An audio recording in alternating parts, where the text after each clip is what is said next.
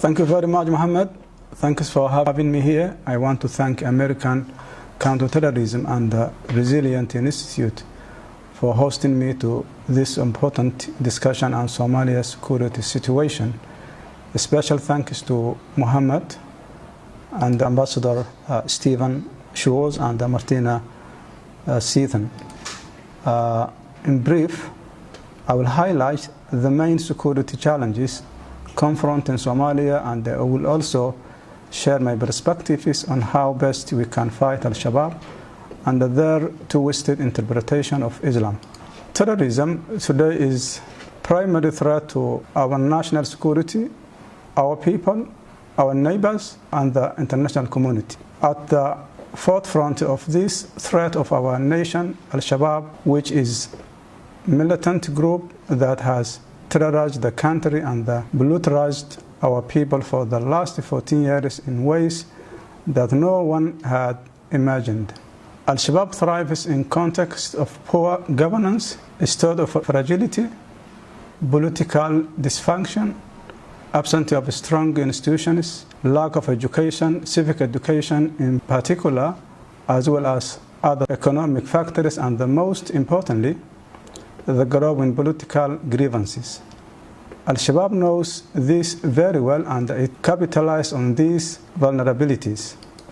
In terms of their operations, Al-Shabaab continues to retain significant deadly military capabilities, as well as the ability to plan executed mass casualty attacks in the heart of Somali cities, including the Somali capital, Mogadishu.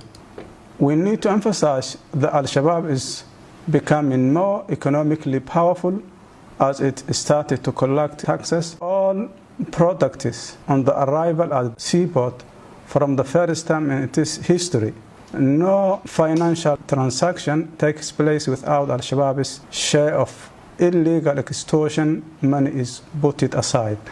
This shows that they are more financially capable in carrying out more devastating attacks on innocent lives. The memories of the 14th of October 2017 attacks is still with us. More than 600 innocent lives were lost in this terrorist attack alone. Efforts to defeat this group, they have proven time and again and that they are capable to adapting to the reality on the ground. For their peak between 2008 and 2011, when they controlled nearly half of the country, the current government has more resources and opportunities in terms of military and financial capability and compared to during our time in government, yet have failed to mitigate the threat of Al-Shabaab.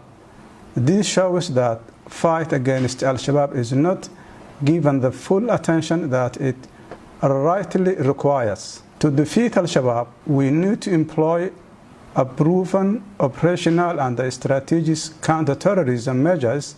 We should not only focus on the military aspects of the fight against Al-Shabaab, but we need a comprehensive and holistic security strategy that also puts more emphasis on the ideological fight in the rational way.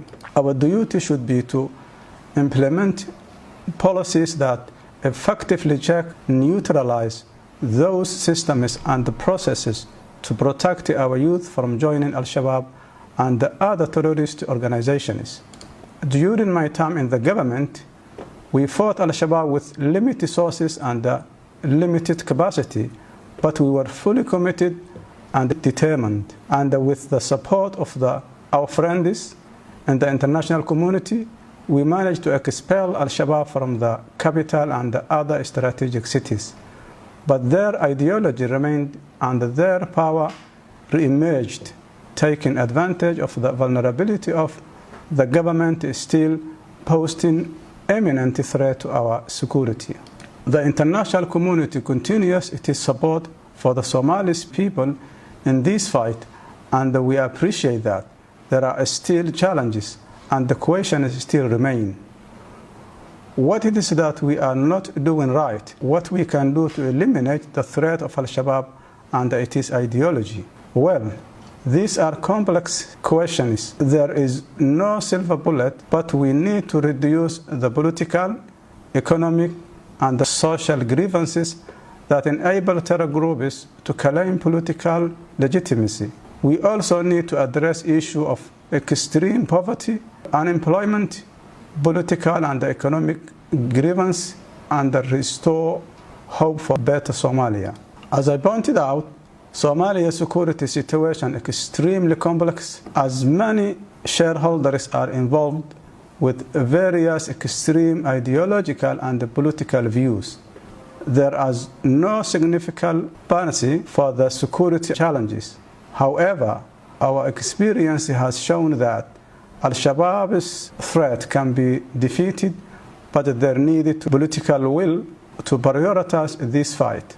I believe that the government's lack of decisive action in this regard has opened a new Pandora's box and made fight against Al-Shabaab even more challenging, more complex, and more interactable endeavor. However, the Somali people are resilient and peace-loving.